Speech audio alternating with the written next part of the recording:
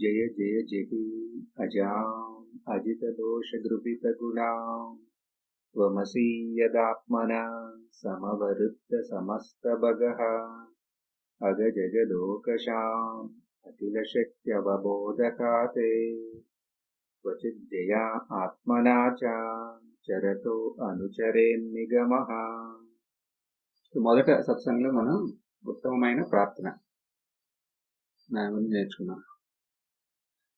మనం అలా ప్రార్థించాం కాబట్టి మనకి శృతి గీత మనం శ్రవణం చేయడానికి అవకాశం దొరికిందని మనం అలా చర్చించాం. నిన్న రెండో సత్సంగంలో మనం ఏం చూసాం? దాని గురించి నిర్గుణం, ఈ బ్రహ్మతత్వం అనేది నిర్గుణమైన సదసత్ పరే అయినా సాక్షాత్ అయినా సరే మనకి ఒక పరమమైన శ్రద్ధ మనకు ఉంటే అది మన అనుభవంలోకి వస్తుంది. దీని గురించి మనం చూసాం. శ్రద్ధ అంటే సత్యత్వ బుద్ధి మాత్రం అంటే అది ఎలా ఉండాలి అనడానికి పూర్ణ ఒక ఎడ్జెక్టివ్ లాగా రచించిన అంటే దేన్ని ఈ శ్రవణ మన నిధ్యాసనకి అడ్డంకులుగా ఏమన్నా ఉంటే ఆ ఎన్నిటినీ నిర్మూలించే మనస్తత్వం ఉండాలి, ఆ త్యాగం ఉండాలి. అంటే అప్పుడు మనకి ఈ బ్రహ్మతత్వం అనేది కఠినం కాదు, చాలా సులభం, చాలా తేలిక. దాని ద్వారానే ఇప్పుడు జీవనం చాలా సరళం అవుతుంది అని మనకి ఏం కావాలో ఈ మార్గంలో అది మనకు ఉంటే ఏదన్నా అంతే కదా. ఇప్పుడు ఒక ట్రైన్లో ఒక ఫస్ట్ క్లాస్ కంపార్ట్మెంట్లోకి ఎక్కాలంటే దానికి కావాల్సిన టికెట్ కొనాలి. ఇక్కడ కూడా అంతే. ఇక్కడ కావాల్సింది ఏంటంటే ఇది ఒకటే, శ్రద్ధ అంటున్నాం. శ్రద్ధ అంటే ఏంటి? ఇది చెప్పేది కరెక్టే, ఇది నిజంగా నా స్వరూపం గురించే చెప్తున్నారు అని ఆ విషయం మీద శ్రద్ధ ఉంటే చాలు. ఇప్పుడు మీ అందరికీ శ్రద్ధ ఉంది కదా, నేరైన మార్గానికి మీరందరూ అర్హతలేనా? నేరైన మార్గం, ద డైరెక్ట్ పాత్. శృతిగీత ఈ 15వ శ్లోకంలో ఈ నేరైన మార్గాన్ని మనం ముందు పెడుతున్నారు. ఏంటి శ్లోకం?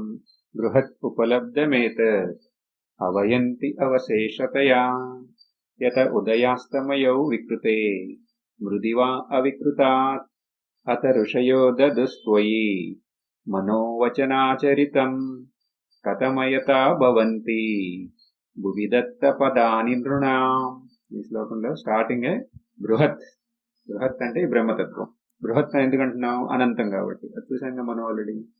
అనంతం, ఇన్ఫినిట్, ఇమెన్స్, లిమిట్లెస్ కాబట్టి అది బ్రహ్మ. ఏదైతే అనంతమో అదే బ్రహ్మ. ఉపలబ్ధం అంటే ఏంటి? ఉపలబ్ధం అంటే అది మనకి లభ్యంగానే ఉంది, అది లభ్యమై ఉంది అసలు. అది చూడండి, ఏది? ఈ అనంతమైన బ్రహ్మతత్వం. ఏమి నువ్వు ఇది చెయ్యి అని చెప్పట్లా. నీకు పరమమైన శ్రద్ధ ఉందా? నువ్వు ఇప్పుడు గ్రహించు. నువ్వు దేని గురించి, దేన్ని సాధించడం కోసం ఇన్నేళ్లు మనం తప్పిస్తున్నామో అది మనకి ఎప్పుడు లభ్యమే. అనంతమైన బ్రహ్మతత్వం లబ్ధి. అంటే మనం దాన్ని ఇంకా సాధించాలా? మరి ఇంకేం సాధించేది? అది లబ్ధి ఆల్రెడీ మన దగ్గరే ఉంది, అది మనమే అదై ఉన్నాం అంటున్నారు. దాని నుంచి ఎప్పుడు వేరే కానప్పుడు ఇంకా దాన్ని ఎలా సాధిస్తారు? It is ever attained. మనం ఆల్రెడీ దాన్ని సాధించాం అనేది అర్థమవుతుందా? ఎస్ ఆర్ నో చెప్పండి. ఎస్ ఆర్ నోనా? ఎస్ అంటే అయిపోయింది క్లాస్, ఇంకా ఇంకెందుకు ముందుకెళ్తాం? Yes or no. ఈ శ్లోకం అలాగే చెప్తున్నారు. ఇప్పుడు మన అనుభవంలో ఉంది అదే అంటున్నారు. అది కాకుండా రెండోది అంతే. బృహత్ ఉపలబ్ధం అంటే ఏంటి? సత్యం. సత్యం అంటే ఏది? అనంతమైన తత్వమే కదా. అది ఎప్పుడు మన అనుభవంలో ఉంది అంటున్నారు. ఉంటే మనం దాని గురించి ఎందుకు తెలుసుకోవట్లా కదా? అది ఉంటే మీరు వినకూడదు కదా, మీరు చెప్పాలి ఎవరికైనా కావాలంటే. కావాల్సిన వాళ్ళు ఎప్పుడు తక్కువే, అందుకని అందరికీ వినాలి కుతూహలం ఏంటి అనే విషయం. కానీ పరమమైన శ్రద్ధ ఎవరికి ఉన్న వాళ్ళకి ఇది చాలా తేలిక. మరి అది ఉంటే ఇది మన అనుభవంలో ఉంది అంటున్నాం. ఇక్కడ ఇంకా సాధించడానికి ఏం లేదు, అది మన అనుభవంలోనే ఉంది. కానీ నాకు ఎందుకు తెలవట్లేదు అన్నాం. దాని గురించి మీరు వినలేదు అంతే, అంతే కదా. దాని గురించి మనం వినల. అలా ఎన్నో ఉంటాయి కదా, చాలా మహత్తరమైంది. కానీ దాని గురించి మనం వినలేదు అనుకోండి, దాని మహత్వం మనకి తెలవదు. దాన్ని మనం will ignore it and assume otherwise. అది లేదు అని అనుకుంటాం. ఏదన్నా అలా మనం చేయొచ్చా? మనకి వాడుక, మన అనుభవాల్లో ఉన్నాయా? అలా జస్ట్ మనకు తెలవకపోవటం వల్ల అది ఉన్నా లేనట్టే అనే అనుభవాలు ఉన్నాయా? మనకి ఉన్నాయి కదా. ఎలా? మనం మాకు ఎక్కువగా మనం చర్చించేది ఏంటి? ఒక హారం ఏమన్నా ఉందనుకోండి, ఒక నెక్లెస్ అంతే కదా, అది వేసుకుని దానికోసం వెతుకుతాం. ఇలా వెతికారా మీరు? అలా వెతికి తర్వాత ఎవరో చెప్తారు, చెప్తే వాళ్ళ మీద మళ్ళీ శ్రద్ధ ఉండాలి. అంటే అప్పుడు మనం చెక్ చేస్తే ఇక్కడే ఉంది అంటాం. అలాగే ఇంకోటి మనం చూసింది ఏంటి? కఠోపనిషత్తులో స్పెక్ట్స్, కళ్ళజోడు పెట్టుకుని కళ్ళజోడు కోసం కళ్ళజోడులో నుంచి ఎదుగుతాం. అవునా? ఇప్పుడు ఇది ఉదాహరణలు బాగానే ఉన్నాయి. అయినా ఇది అసలు పరమమైన తత్వాన్ని అది నేనే అయ్యుండి దాన్ని నేను ఎలా నిర్లక్ష్యం చేయగలను? చేసావు అంటున్నారు ఇక్కడ, వేరేది లేదు. ఏమో నువ్వు చేయలేదేమో, నువ్వు ఎక్సెప్షన్ ఏమో కాదు, అందరికీ ఇది ఉపలబ్ధంగానే ఉంది పరమమైన తత్వం అని మనం గుర్తించలే అంతే. ఓకే, అడిగితే నేను ఇప్పుడు గుర్తించాలి. ఇక గుర్తించటమే ఇప్పుడు నేను చేయాల్సిన పని అని అనుకున్నాము. పరమమైన శ్రద్ధ ఉందా? ఉంది. ఇక నేరైన మార్గం. నేరైన మార్గం ఏంటి? ఇదే. మళ్ళీ అక్కడికే వస్తున్నాం. ఏంటిది? నువ్వు అదేనైనా, నువ్వు అదే, అది కాకుండా రెండోది కాదు అంటున్నావు. చిక్కులు పడ్డంగా అడిగితేనేమో నువ్వు అదే అంటున్నారు. మరి ఏదో ఓకే, నేను అదే అని నాకు కూడా అనిపిస్తుంది, కానీ ఏదో శ్లోకం చెప్తాను, నువ్వు అది కాకుండా ఇంకొకటి ఏమీ కాదు అనేది నీకు స్పష్టత కావాలంటే నువ్వు పని చేయనట్టు. ఏంటది? అవయంతి అవశేషతయా. అంటే ఇప్పుడు మన అనుభవంలో బోల్డ్ ఉన్నాయి, ఆ అన్నిటినీ మీరు తిరస్కరించండి. తిరస్కరిస్తే అప్పుడు స్పష్టం అవుతుంది ఇది. అవునా? అది మనకు లభ్యంలో ఉన్నా సరే మనం దాన్ని గుర్తించకపోవడానికి కారణం ఏంటంటే దాన్ని నిర్లక్ష్యం చేసాం మనం. ఎందుకని? వేరే రకరకాలైన ఆలోచనలు, కోరికలు, వస్తువులు, వీటితో దాన్ని అది కప్పబడదు, కప్పేసినట్టు మన అనుభవంలో అయింది. కాబట్టి ఇప్పుడు ఏం చేయాలి? స్పష్టమైన అనుభవంలాగా మనకు మిగలాలి అంటే ఉపాయం ఏంటంటే అది కాకుండా వేరే ఏమేమి ఉన్నాయో అన్నిటినీ మీరు తిరస్కరించండి అంతే. అద్వైతంలో ఇదే మార్గం. నేతి నేతి నేతి నేతి అంటే ఇది కాదు ఇది కాదు అని. ఇది ఎక్కడి వరకు వెళ్తుంది నేతి నేతి అనేది? ఈ అనంతమైన తత్వం కాకుండా వేరేది ఏమైనా సరే, ఏమైనా సరే అన్నిటినీ అంటే తిరస్కరించడం అంటే అన్నిటినీ వదిలేసి అక్కడికి వెళ్ళమని అంటలా. మనం ఎక్కడున్నామో అక్కడే అన్నిటినీ తిరస్కరించండి. తిరస్కరించేది ఏది మిగిలిందో, ఏది ఇంకా మనం తిరస్కరించలేమో అదే ఈ పరమైన తత్వం. అది ఒక్కసారి చేస్తే చాలంట అంటే ఇక్కడ ఈ శ్లోకం ఒకే ఒక్కసారి. అందుకని అప్పుడు మన అనుభవంలోకి వస్తుంది. అది అప్పుడు మన అనుభవంలోకి వచ్చిందనుకో ఇంకా అది వెళ్ళదు కదా. ఎందుకని? అది వచ్చేది వెళ్ళేది కాదు కదా. వచ్చేది వెళ్ళేది ఏంటి? మన మనసులో ఉన్న వికారాలే. ఈ పరమమైన తత్వం అది వచ్చి వెళ్ళేది కాదు. అవయంతి అవశేషతయా. ఇప్పుడు మనం అనుభవిద్దామా? ఇక్కడే ఇప్పుడు ఇప్పుడు మీరు ఇక్కడ ఏం అనుభవిస్తున్నారు? ఇప్పుడు ఈ క్షణంలో ఇక్కడ ఇంద్రియాల ద్వారా, అంతే కదా, మన ఇంద్రియాల ద్వారా మన ఏ అనుభవాలు ఉన్నాయో ఆ అనుభవాలే సత్యం అని అనుకుంటున్నాం. ఇప్పుడు మనం ఈ రూమ్ లో ఉన్నాం. ఇప్పుడు మన అనుభవంలో ఏముంది? కొంతమంది ముముక్షులు ఇక్కడ కూర్చుని ఉన్నారు, సత్సంగం వింటున్నారు, వాళ్ళు దాని గురించి మాట్లాడుతున్నారు. ఇంకా రకరకాల వస్తువులు ఉన్నాయి ఇక్కడ, ఉన్నాయా? ఫర్నిచర్ ఉంది, ఎన్నో రకమైన వస్తువులు ఉన్నాయి. సో ఇప్పుడు ఏం చేయాలి? అన్నిటినీ తీసేయాలి. తీసేయాలంటే లేకుండా మీకు కుర్చీ తీసేస్తామని అనకూడదు. అంటే తీసేసినట్టు భావించండి. మొత్తం అన్నిటినీ తీసేసాం, ఎవ్రీథింగ్ ఇన్ దిస్ రూమ్. తర్వాత మనుషులు వాళ్ళని కూడా తీసేయండి, ఇంకెవరూ లేరు. ఈ కొట్టి మీరే ఉన్నారు ఈ రూమ్లో, మీరు కాకుండా ఇంకెవరూ లేరు. అప్పుడు ఏముంటుంది? నేనున్నాను, మళ్ళీ ఖాళీ రూమ్ ఉంది కదా, ఈ గోడలు ఉన్నాయి, సీలింగ్ ఉంది, ఈ ఫ్లోర్ ఉంది, మళ్ళీ మధ్యలో నేనున్నా అనుకుంటామా? అంతే కదా. అన్నిటినీ తీసేమన్నా. ఇప్పుడు ఏం చేద్దాం? తీసారా మీరు? మెంటల్లీ తీసారు. ఇప్పుడు కళ్ళు మూసుకోండి. ఇంకా ఇప్పుడు ఏముంది అనేది. కళ్ళు మూసుకున్న తర్వాత ఏముంది? రూమ్ లేదు మన అనుభవంలో, మన శరీరం లేదు. ఎందుకని? అది మనకి కనపడట్లేదు కదా. మన రూమ్ మన అనుభవంలో లేదు, శరీరం లేదు, కానీ అది మనకి అనుభవంలో లేదు కాబట్టి. మరి అప్పుడు అక్కడ ఏమున్నాయి అన్నామంటుంది. మనకు కనపడే వస్తువు ఏమీ లేదు, కానీ ఇక్కడ వినపడుతున్నాయి. వినపడే వస్తువులు ఏమున్నాయి కానీ కనపడే ఏం లేవు. ఇంకా ఆ పక్షులు, వాటి శబ్దాలు, వాటి పాటలు వినపడుతున్నాయి.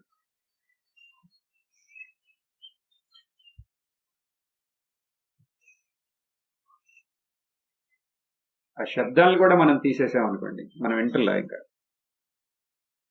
అప్పుడేముంది?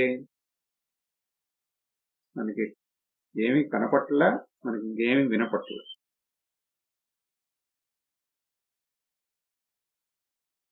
అక్కడ ఏదో ఉంది. ఏముంది? ఏం లేదు, ఏమీ లేదనేదే ఉంది అక్కడ.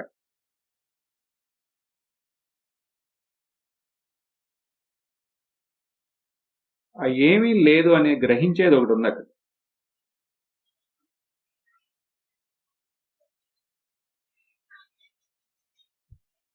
అదేంటది?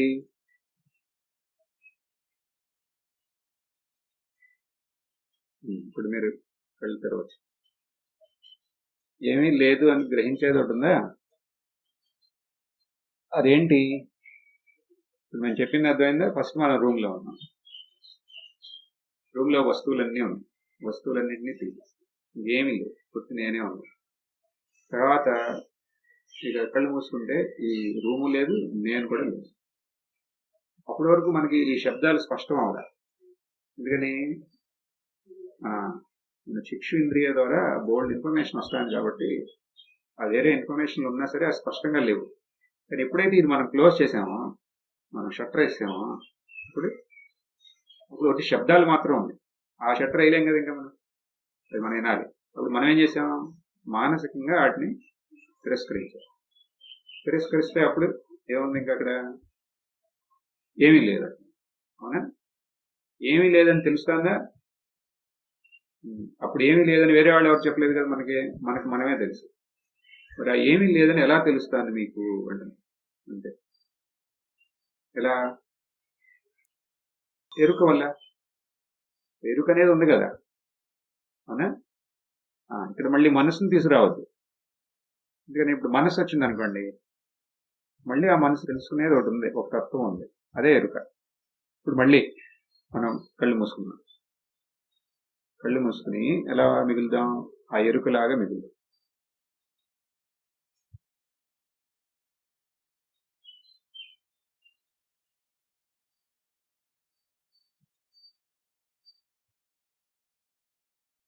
ఆ ఎరుక ముందు ఇప్పుడు ఏమీ లేదు, ఆ ఏమీ లేకపోవటాన్ని స్పష్టం చేస్తుంది ఎరుక.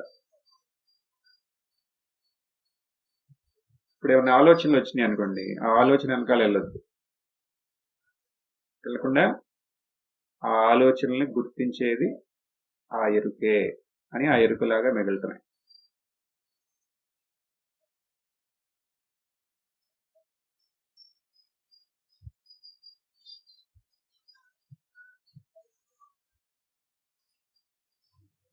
ఆ ఎరుకకి ఆకారం ఏమీ లేదు కాబట్టి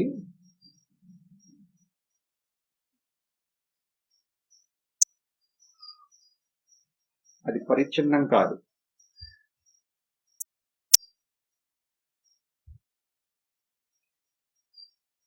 అది అపరిచ్ఛిన్నం అంటే అనంతం. అనంతమైన ఎరుకే ఇప్పుడు మన అనుభవంలో ఉంది. అనంతం అయిన ఎరుక ఇప్పుడు మన అనుభవంలో ఉంది.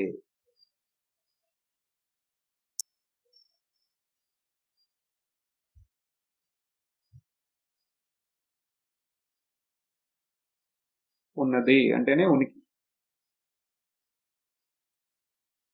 అనంతం, ఎరుక, ఉనికి, దీన్నే సత్యం, జ్ఞానం, అనంతం అంటున్నాం.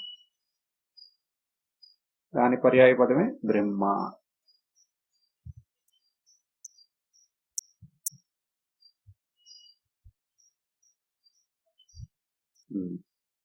ఇప్పుడు కలుదరండి. సో మనం అన్నిటినీ తిరస్కరించి ఆ అనంతమైన బ్రహ్మతత్వాన్ని మనం గుర్తించామా?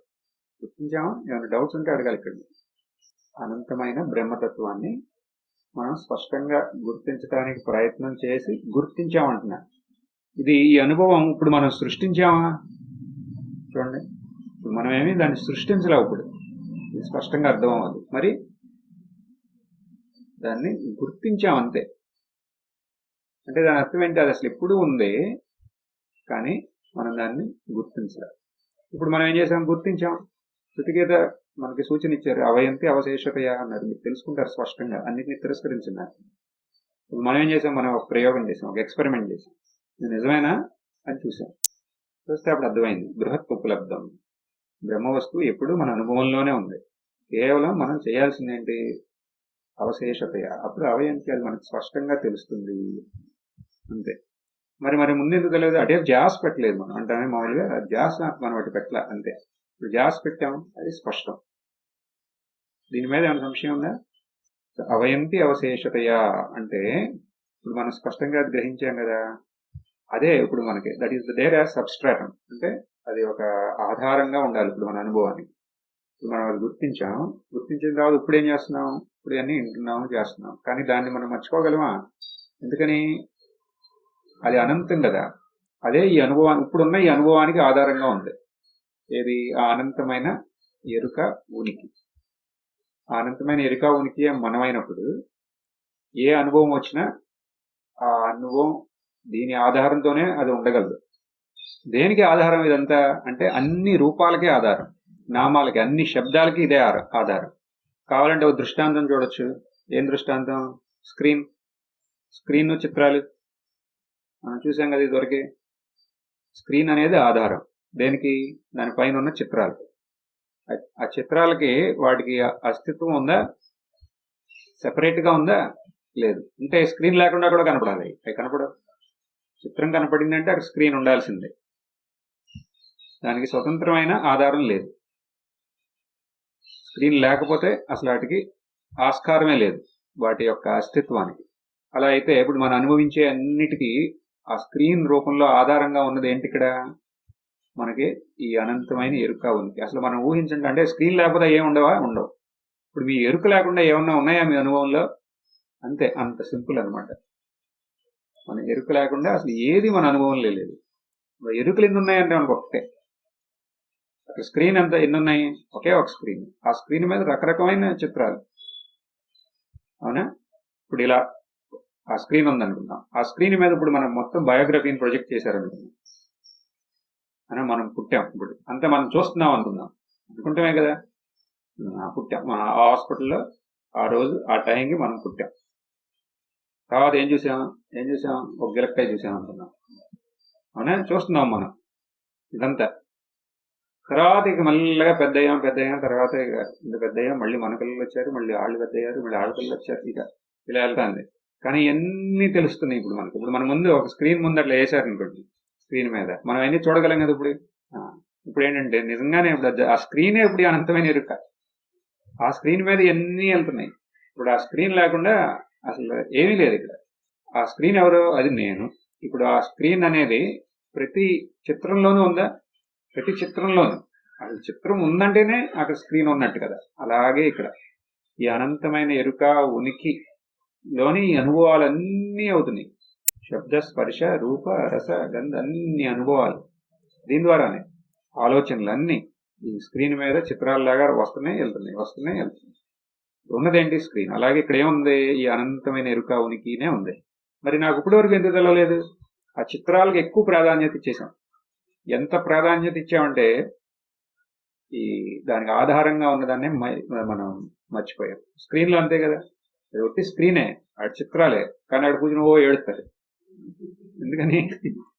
అది స్క్రీనే, దాని మీద వచ్చిపోయే చిత్రాలు అని అనుకోం. తర్వాత ఏదో కామెడీ వస్తుంది, నవ్వుతాం మళ్ళీ అన్ని. కానీ ఆ మూమెంట్ లో స్క్రీన్ మర్చిపోయి చిత్రాలతో ఏకమయ్యాం అక్కడ. అలాగే ఇక్కడ కూడా. ఇంకా కొంతమంది అంటారు ఒళ్ళు మర్చిపోయాను అంటే, నేనున్నాను కూడా మనకు మర్చిపోతామని అంటారు. అలా అంత తేలిగ్గా మనం ఈ చిత్రాల యొక్క వ్యామోహంతో, మనం ఈ నామరూపాల యొక్క వ్యామోహంతో దానికి ఆధారంగా ఉన్న ఈ అనంతమైన ఈ ఎరుక ఉనికిని మనం మర్చిపోవటం వల్ల నష్టం ఏంటి? నష్టమేమైనా ఉందా? ఏంటి నష్టం? మళ్ళీ జన్మ, కష్ట సుఖాలు. ఇంకా ఇవన్నీ మీరు చెప్పినవన్నీ కరెక్టే, కానీ ఈ పాయింట్ నాకు కావాలి. ఏంటది? ఇది మనం గుర్తించకపోతే మనకు జరిగే పరమైన నష్టం ఏంటంటే, ఇక్కడ మనం అశాంతిగా మిగులుతాం. వేరే జన్మ అసలు అది వదిలేయండి, థియరిటికల్లే కదా. కష్ట సుఖాలన్నా ఓకే, దగ్గరికి వచ్చారు, అవన్నీ ఓకే. జీవన్ముక్తి అంటేనే ఇది ఏంటి? ఎందుకని అనంతమైన ఎరుక ఉనికి ఇంకొక పేరేంటి అన్నాం అనుకోండి, శాంతి. ఇంకొక పేరు. ఇప్పుడు అంతే కదా. ఇప్పుడు మనం అలా మిగిలినప్పుడు మనం ఎలా ఉన్నాం? శాంతిగా ఉన్నామా, అశాంతిగా ఉన్నామా? శాంతిగా ఉన్నాం. ఈ శాంతి అనేది మన స్వరూపం అన్నమాట. ఇప్పుడు మనం ఆ స్వరూపాన్ని గుర్తించి ఆ స్వరూపంలాగా మిగిలి ఆ స్వరూపంలోనే అన్ని జరుగుతున్నాయి అని అంటే దాని అర్థం ఏంటి? ఆ శాంతిని గుర్తించి ఆ శాంతిలోనే ఇవన్నీ వెళ్తున్నాయి. ఆ శాంతి నుంచి మనం ఎప్పుడూ అసలు వేరే కాదు. అసలు ఆ శాంతి కోసం మనం ఏమీ చేయాల్సిన అవసరం లేదు ప్రత్యేకంగా. కేవలం ఆ శాంతిని మనం గుర్తిస్తే ఆ శాంతి మనం అయి మిగులుతుంది. ఇది తెలిసిన తర్వాత ఆ శాంతిని ఇంకా కోల్పోయే అవకాశమే లేదు. చూడండి, శాంతిని కోల్పోగలమా? కోల్పోలేం. ఇక అవకాశమే లేదు. అప్పుడు లేచిన కాడి నుంచి మళ్ళీ పడుకునే వరకు అన్ని అనుభవాలే కదా. కానీ ఈ అనుభవాలన్నిటికీ ఆధారంగా మీరే ఉన్నారు మీ స్వరూపంలాగా. ఎన్ని రకాల అనుభవాలు మన ముందుకు వచ్చి వెళ్ళినా సరే వాటితో పాటు ఇంకొకటి ఉంది మీ దగ్గర. ఏంటి? ఈ ఎరుక యొక్క అనుభవం కూడా ఉంది. ఎందుకని? ఆ ఎరుక అనేది లేకపోతే అసలు ఆ అనుభవాలు అవ్వడానికి అవకాశమే లేదు అక్కడ. అవునా? ఏ అనుభవం వచ్చినా సరే ఆ అనుభవం వచ్చే ముందే అక్కడ ఈ ఎరుక యొక్క అనుభవం ఉంది అక్కడ మీకు. ఎంత వైభవమైన అనుభవం అయినా సరే ఆ అనుభవం మనకు అనుభవం లాగా మిగిలే ముందే ఇది ఉంది. దానివల్ల ఇవన్నీ తెలుస్తుంది. ఆ అనుభవం ఇంకో అనుభవం వచ్చినా అక్కడ కూడా ఇదే ఉంది రెడీ ఎప్పుడు. అంటే ఇప్పుడు ఏం జరిగినా ఆ శాంతిలోనే జరగాల కదా. అది లేకుండా అసలు ఏ అనుభవం లేదు. ఎందుకనే భగవద్గీతలో ఏమంటారు? సూత్రే మణి గణాయివ. అంటే ఇప్పుడు ఒక మాల, ఒక ముత్యాల మాల, పర్ల్స్. ఆ పర్ల్స్ కి ఒక లోన మధ్యలో ఒక చిన్న రంధ్రం ఉంటుంది. దాంట్లో నుంచి దారాన్ని పెడితే అప్పుడు మాల రెడీ. మంచి పర్ల్స్ పెద్ద పెద్ద చిన్న రంధ్రం, దాంట్లో నుంచి మనం ఈ దారం పెట్టి మనం ఒక మాల కట్టాము. తర్వాత ఆ మాల అక్షర దైవానికి వేశారు. అప్పుడు మీ పిల్లలు వచ్చి భలే పెట్టావమ్మా, అవన్నీ ఎలా ఉన్నాయట అని ఉంటారు. అంటే ఏంటి? అవన్నీ రౌండ్ గా అలా ఉన్నాయి కదా. ఎలా అంటే దానికి ఆధారంగా ఒకటి ఉంది, కానీ అది కనపడలేదుగా అంటారు. కనపడాలంటే ఏం చేయాలి? ఒకసారి కొంచెం వేరు చేసి చూపించాలి. చూసావా, ఇది మధ్యలో దారం ఉంది. తర్వాత మళ్ళీ మర్చిపోతాడు ఆయన. మళ్ళీ మాట్లాడితే అది తీసి చూడాలా? లేదు. అంటే ఇవన్నీ ఇలా ఉన్నాయంటే దానికి కారణం ఈ దారం. ఈ దారం అనేది ఆధారం. అలాగే ఇప్పుడు మన అనుభవాలన్నిటి వెనకాల ఉన్నదే ఈ అనంతమైన ఎరుక ఉనికి. అది కాకుండా ఇంకొక రెండోది అక్కడ లేదు. ఇంకా అక్కడ దానివల్లే ఈ అనుభవం మనకు అవుతుంది. ఎందుకని ఏ అనుభవం అయినా సరే అనుభవం సూచించేది ఈ అనంతమైన ఎరుక. అవునా? ప్రతిబోధ విదితం కేరం. ఏ అనుభవం అయినా, ఏ ఆలోచన వచ్చినా అది మనకు సూచన ఎట్టిస్తుంది? ఈ అనంతమైన ఎరుక ఉనికి. దానివల్లే మనకి ఈ అనుభవం అంతా అవుతున్నాయి అంటున్నాం. అంటే ఇప్పుడు మనకి ఎన్ని అనుభవాలు వచ్చినా సరే ఒక రకంగా ఆ అనుభవాలకి ఆధారంగా ఉన్న ఆ ఎరుక ఉనికి యొక్క అనుభవం మనకి ఉంది. సో ఇది స్పష్టమైన. ఇప్పుడు ఏ రకమైన సిచ్యువేషన్స్ లైఫ్ లో మనకి వాటి సందర్భాల ప్రకారం అవి మన ముందు మన అనుభవంలోకి వచ్చినా సరే మనం ఈ అనంతమైన ఎరుక ఉనికి లాగానే మిగలగలమా? ఇదే సూచన ఇస్తాను ఇక్కడ. బృహత్ ఉపలబ్ధం అంటే, ఉపలబ్ధం అంటే అది ఒక మహావాక్యం లాగా. ఇక్కడ ఏంటి టెక్నిక్ ఏమి ఇవ్వట్లే ఇక్కడ. అందుకనే దీన్ని నేరైన మార్గం అంటున్నాం. ఏ ఉందో దాని గురించి బోధిస్తే అదే నేరైన మార్గం. మరి ఇంకేమైనా డిస్టర్బెన్సెస్ రాగలవా ఈ జ్ఞానానికి? రాగలవా? మీకు రావు, మీ ఆశ్రమంలో ఉంటారు కాబట్టి మాకు వస్తాయని అంటారా? స్థిరం అవ్వకుండా ఉండడానికి మనకు అడ్డంకులు ఏంటి? బాహ్యంలో ఏమున్నాయి? శాశ్వతం కాని ఉన్నాయి. శాశ్వతం కాని వాటిని ఏమంటాం మనం? నశించిపోయాయి అయ్యే కదా. ఇప్పుడు విషయాలే కదా. ఇప్పుడు విషయాలు ఉండటం వల్ల మనకి ఒక డిస్టర్బెన్స్ లాగా మనం ఫీల్ అవుతున్నాం అని అంటున్నారు. అంతేనా? ఇది కాకుండా ఇంకేం లేదన్నా. అంటే ఇప్పుడు మీ కాలేజీలోకి వెళ్తే నువ్వు ఆ శాంతిలోనే ఉంటావా?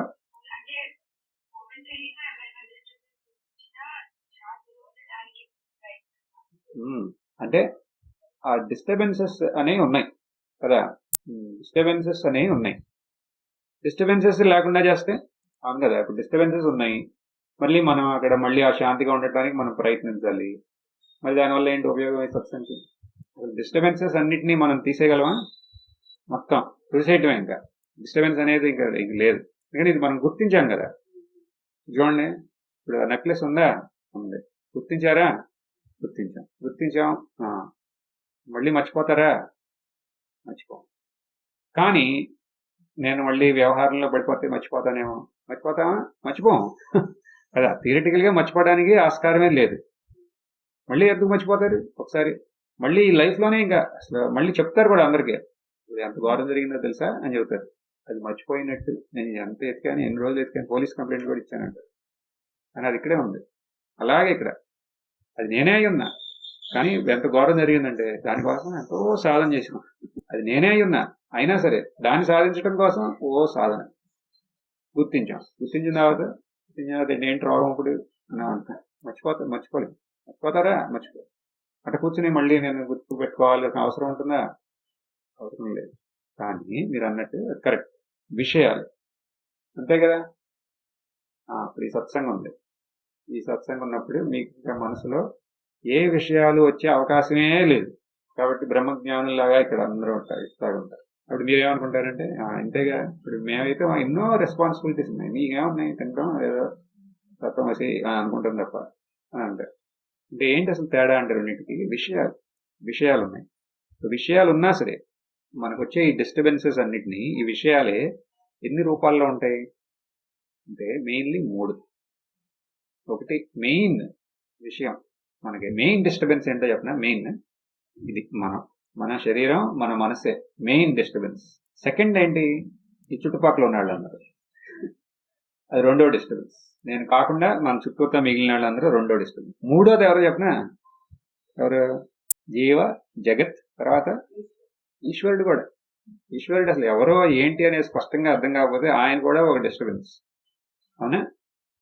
పూజా రూమ్కి వెళ్తే తెలుస్తుంది మీకు డిస్టర్బెన్సే కాదా అని. ఎందుకని అసలు ఎవరికి ముందు పెట్టాలి? సర్లే, ఎవరు సోమవారం శివుడికి పెడదాం పువ్వు ఫస్ట్, లేకపోతే ఆయన, అందుకని మనం వాళ్ళకి అలాట్ చేసాం. లేకపోతే మళ్ళీ వాళ్ళు ఏమనుకుంటారో అందుకనే సర్లే నువ్వేమనుకోమాకు, నీకు సోమవారం, మంగళవారం నీకు ఎవరికి ఆంజనేయ స్వామి. ఇంకా లేకపోతే మనకే డౌట్ పువ్వు పట్టుకెళ్ళి ఎక్కడ పెట్టాలనేది. మళ్ళీ ఎవరిని అనుకొని వాళ్ళకి మనకు వచ్చేలాగా if they have some partiality అని మనం అనుకుంటాం. ఇప్పుడు అద్వైతం ఎక్కువ వెళ్ళిపోతే మళ్ళీ భయం వేస్తుంది, మళ్ళీ లేని పని గొడవ, ఎందుకు వచ్చిన గొడవ, మళ్ళీ టైంలో ఏమైనా కష్టాలు వచ్చినప్పుడు మళ్ళీ గుడికి పరిగెడతాం, మళ్ళీ పూజలు ఏమొచ్చింది, అది చేయకపోతే మనకి రెడీగా ఉంటారుగా అందరూ చుట్టూ చెప్పడానికి. అట్టండి ఏం లేకపోయినా ఇప్పుడు ఓపెన్ చేస్తే చాలు అయ్యే వస్తాయి. ఆ పూజ చేయి, ఈ పూజ చేయి, సూర్యుడు ఎటు తిరిగాడు ఆ పూజ చేయి, ఇటు తిరిగాడు ఈ పూజ చేయి అంటే మళ్ళీ మనకి ఏమో లేని పని గొడవ, ఆ పూజ చేయాలి. అంటే ఇవన్నీ ఏంటి, ఈశ్వరుడు కూడా ఒక రకమైన డిస్టర్బెన్స్ లాగా. ఎవరికి, అందరికీ కాదు, మనకి ఈ అనంతమైన ఎరుక ఉనికిని గ్రహించాలి అనే ప్రయత్నంలో ఉన్న వాళ్ళకి, శాశ్వతమైన శాంతిని పొందాలి అనుకునే వాళ్ళకి ఇది కూడా ఒక డిస్టర్బెన్స్ లాగా మిగలగాలి. కానీ అన్ని డిస్టర్బెన్స్ కన్నా ఉత్తమమైన డిస్టర్బెన్సే. అయినా డిస్టర్బెన్స్ అంటే డిస్టర్బెన్స్ అయిపోతుంది.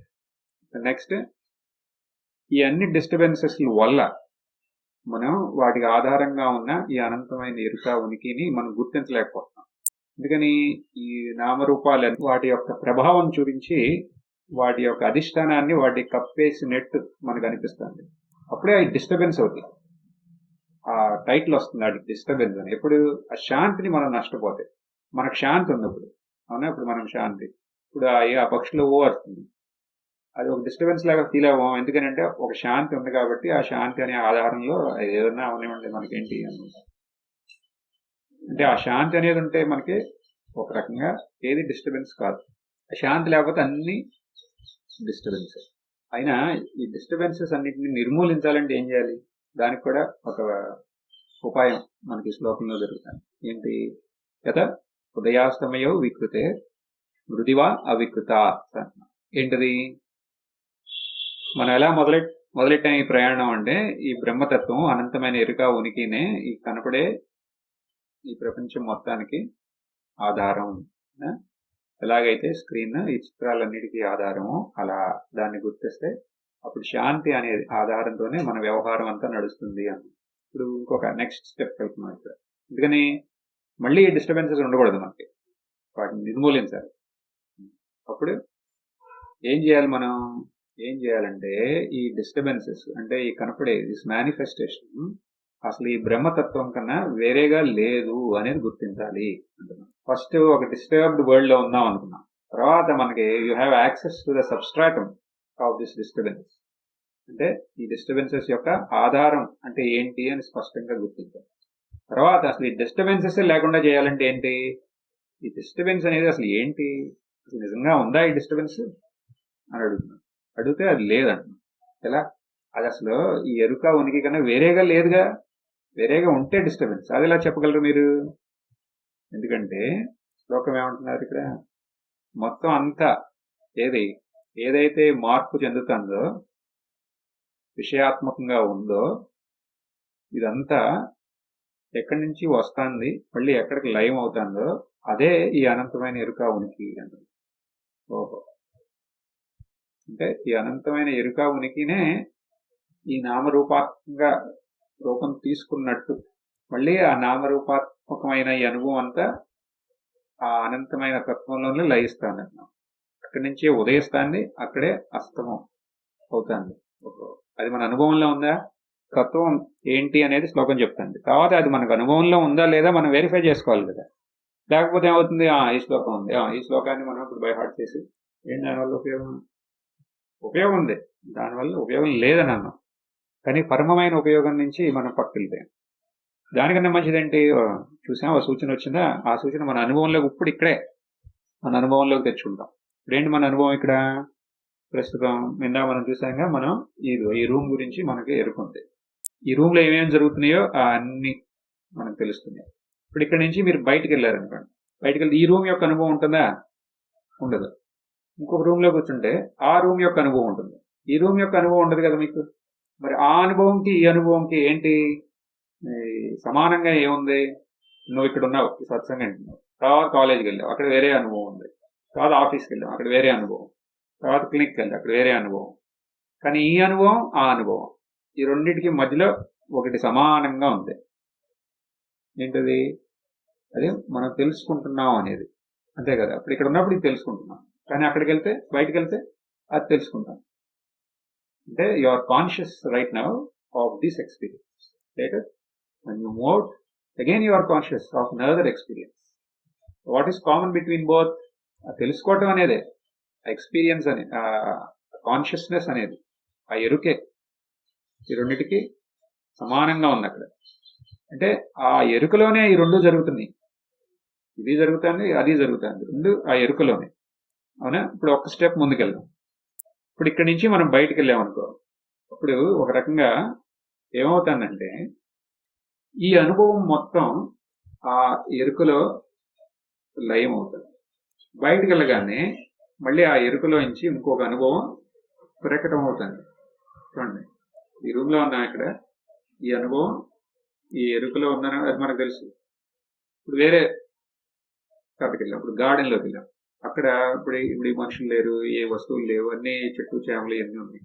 అంటే ఏమైంది, ఇది ఆ ఎరుకలో ఒకటైంది. మళ్ళీ బయటకు వెళ్ళగానే అదే ఎరుక, అనంతమైన ఎరుక మళ్ళీ ఆ ప్రకృతి లాగా మన ఎదురుగుండా వచ్చింది.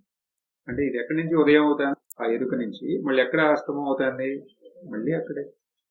ఎక్కడి నుంచి అవుతుంది, ఎక్కడికి వెళ్తుంది అది. అర్థమైంది ఈ పాయింట్? అంటే ఇది అర్థమైతే దానివల్ల దాన్ని మనం ఇంకో రకంగా ఎలా చెప్పొచ్చు అంటే, ఆ ఎరుకే ఇక్కడ ఈ రకంగా ప్రకటన అవుతుంది అనొచ్చా.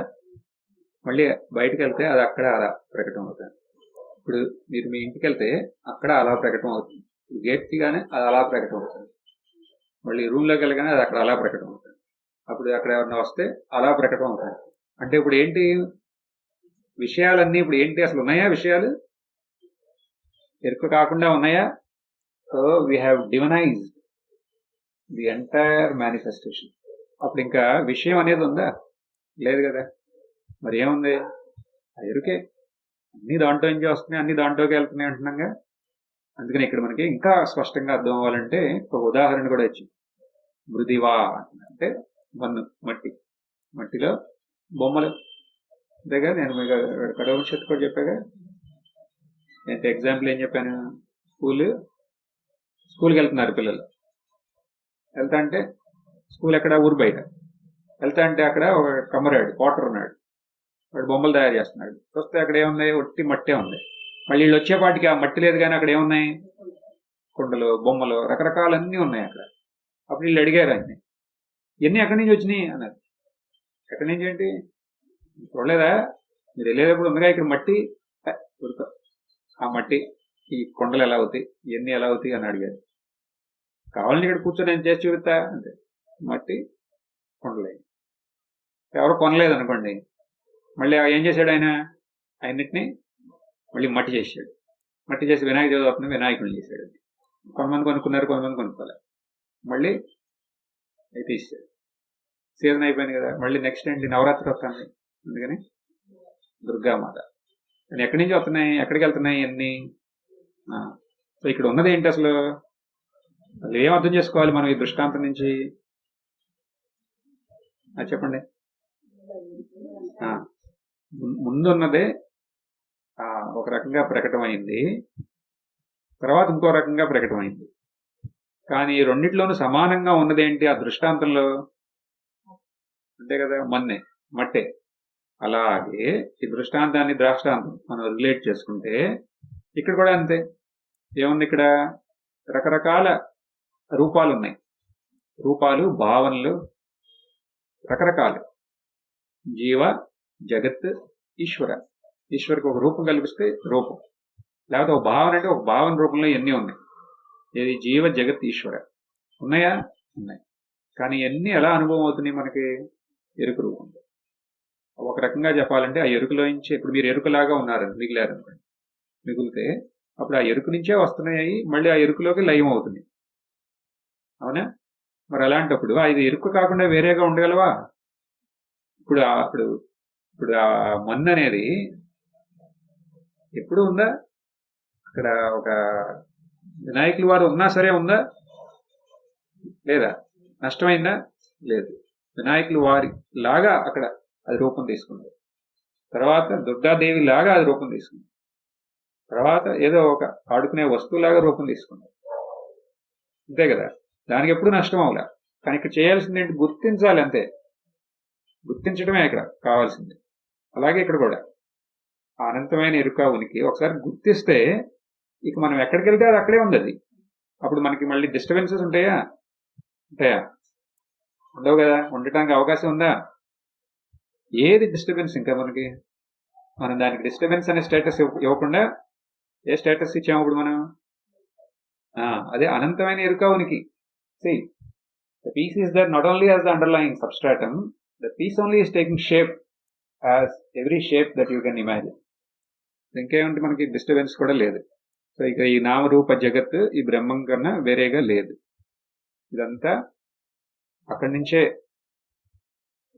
ఉదయిస్తున్నాయి, మళ్ళీ అక్కడే అస్తమిస్తున్నాయి. ఎలా? మనకి ఎగ్జాంపుల్ అంటే మన్నులాగా. సో ఇది స్పష్టంగా గుర్తించారనుకోండి, అప్పుడు ఇంకా ఏం మిగిలింది? కేవలం ఎరుక ఉనికినే. ఎరుక ఉనికి కాకుండా ఇక రెండోది లేదు. అవును, ఇప్పుడు నిజంగా మనం గుర్తించామా లేదా? గుర్తించారా? ఇది నిజంగా మనం గుర్తించామా లేదా అనే దానికి కూడా ఒక క్లూ ఇస్తున్నారు ఇక్కడ ఈ శ్లోకంలో. ఏమంటున్నారు? అత ఋషయో దదుస్త్వయి మనో వచన చరితం. అంటే ఏంటి? ఇది గనక మీకు తెలిసిందో స్పష్టంగా, అప్పుడు ఏమంటున్నారు? ఋషి. తెలిసిన వాడి పేరే ఋషి. తెలిస్తే అప్పుడు మీరెవరు? ఋషి. తెలిస్తే అప్పుడు మీరు ఏం చేస్తారు అంటే, మీ ఆలోచనలన్నీ మనో వచన చరితం, మీ వాణి, మళ్ళీ మీరు చేసే ప్రతిక్రియ అన్నీ ఆ తత్వానికి సమర్పిస్తాడు. అంటే ఏంటి సమర్పించడం అంటే? అది కాకుండా ఇంకొక రెండోది లేదు అని. అది మన అనుభవంలో అది కాకుండా రెండోది లేదు. ఇప్పుడు మనం ఏం చేసి, ఇప్పుడు మన వాక్ వస్తుంది అనుకోండి, అది అక్కడి నుంచి వస్తుంది. మనకు ఒక ఆలోచన వచ్చింది అనుకోండి, అది అక్కడి నుంచి వచ్చినట్టు. మనం ఏమన్నా చేస్తా అంటే అది ఆ శక్తి వల్ల అవుతుంది ఇదంతా. మరి నువ్వెక్కడ? నువ్వనేది ఉందా అసలు? ఆస్కారం ఉందా? లేదు. ఇప్పుడు ఈ నేను అనేది లేకపోతేనే ఋషి. అది ఎందుకని నీకు అంతా అక్కడి నుంచి జరుగుతుంది, అదే ప్రకటన అవుతుంది. మన యొక్క వాక్ లాగా, మన యొక్క వాణి రూపంలో కానీ, మన యొక్క క్రియా రూపంలో కానీ అంతా ఆ అనంతమైన ఎరుక ఉనికి యొక్క ప్రకట భావాలు ఇవన్నీ. కానీ ఇక్కడ దాన్ని విస్మరించి నేను అనుకున్నాం అనుకున్నప్పుడు మిజరబుల్ జీవ పుట్టాడు. ఇంకా లేదు, అసలు దీనికి ఆస్కారమే లేదనుకోండి, అప్పుడు అది ఋషి. ఇప్పుడు మీకు అర్థమైంది అంటే ఇక్కడ వరకు రావాలి. మనో వచన చరితం మొత్తం అన్ని ఆ అనంతమైన దానికి సమర్పిస్తున్నాం అంటే ఇట్ ఇస్ ఫిగరేటివ్. సమర్పించేదేంటి? అది కాకుండా రెండోది లేదని గుర్తిస్తున్నాం. గుర్తించినప్పుడు ఇంకా అక్కడ వ్యక్తిత్వం లేదు. ఆ వ్యక్తిత్వం అనేది ఇంకా సమర్పించబడింది. అంటే ఏంటి? ఆ వ్యక్తిత్వం యొక్క నిజస్వరూపాన్ని మనం గుర్తించాం కాబట్టి ఈ వ్యక్తిత్వానికి ఇంకా ఆస్కారం లేదు. అవునా? మరి ఇంతకు ముందు ఆ వ్యక్తిత్వంగా ఉండి చేసిన ఎన్ని క్రియలు ఎన్ని ఏంటి అంటే అవన్నీ ఇప్పుడు అక్కడి నుంచే జరుగుతుంది. ఇంకెక్కడ ఈ వ్యక్తిత్వం మిగిలింది అదే. అది కాకుండా ఇక రెండోది లేదు.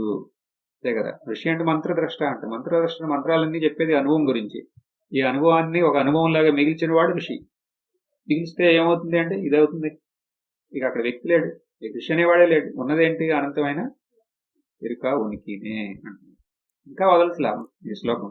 ఏమంటున్నారు? కథమయ్యతా భవంతి బహుదత్త పదాని నృణాం అంటే ఇంక వేరే మార్గమే లేదంటున్నాం. ఒకసారి మీరు ఇది గుర్తించారు, అది కాకుండా ఇక రెండోది లేనప్పుడు ఇక అదే అయి మిగలటం, ఇక వేరే ఆస్కారమే లేదంటే ఒక ఎగ్జాంపుల్ ఏంటి? ఇక్కడ ఇప్పుడు మీరు నడుస్తున్నారు, ఇక్కడ ఈ రూమ్ లో ఈ ఫ్లోరింగ్ మీద నడుస్తున్నారు. నిజంగా ఎక్కడ నడుస్తున్నారు మీరు? భూమి మీద నడుస్తున్నారా? భూమి కాకుండా ఇంకెక్కడ నడుస్తున్నారా? నడవట్లేదు కదా. కదా కాదు, నేను అక్కడ గడ్డిలో నడుస్తా. ఎక్కడ నడుస్తున్నావు నువ్వు అన్నాను. భూమి మీద నడుస్తున్నావా? భూమి మీద నడుస్తున్నావు. రోడ్డు మీద నడుస్తున్నావు. ఎక్కడ నడుస్తున్నావు నువ్వు? భూమి మీద నడుస్తున్నావు. కానీ కింద వేరే వేరే వేరే వేరేగా మారుతున్నాయి. కానీ నడిచేది ఎక్కడ? భూమి మీదైనా. భూమి మీద కాకుండా ఇంకెక్కడా నడవగలవా నువ్వు? నడవలేం. ఆకాశంలో నడవగలవా? నడవలేం. భూమి మీద నడవాలి. అవునా? అలాగే ఇది కనుక ఒకసారి మీరు గుర్తించారనుకోండి, ఇక మొత్తం ఇదే ఇది లేకుండా అసలు ఇంకా జీవితమే లేదంటుంది. ఇక ఇంకొక రకంగా ఇప్పుడు మీరు కష్టపడి కూడా మీరు దీని నుంచి వేరే అవ్వలేరు అంటున్నారు. గుర్తించాం, గుర్తించలేకుండా ఉండటం అంతే. గుర్తించారంటే ఇక అదే, ఇక తత్వం కాకుండా రెండోది లేదు. ఇక డిస్టర్బెన్సెస్ ఇంకా ఉన్నాయా? ఇంకా ఛాన్స్ ఉందా డిస్టర్బెన్స్ రావడానికి? లేదు. అంటే ఇప్పుడు ఆ శాంతి అనేది భంగం అవడానికి అవకాశం ఉందా? లేదు. సో కాలేజ్కి వెళ్ళి you take it as a challenge. Let somebody come and challenge you to see if your peace is lost. So there is no scope అంటున్నాను. ఎంత ఇరిటేటింగ్ క్యారెక్టర్ మీ క్లినిక్లోకి వచ్చినా అది అక్కడి నుంచే అక్కడే, దాని ప్రకారం మన వ్యవహారం ఉంటుంది. కానీ ఆ శాంతి అనేది నష్టం అవడానికి అవకాశం లేదు. తత్వం స్పష్టమైతే. పూర్ణమద పూర్ణమిదం పూర్ణాత్ పూర్ణముదచ్యతే పూర్ణస్య పూర్ణమాదాయ పూర్ణమేవావశిష్యతే. ఓం శాంతి శాంతి శాంతి.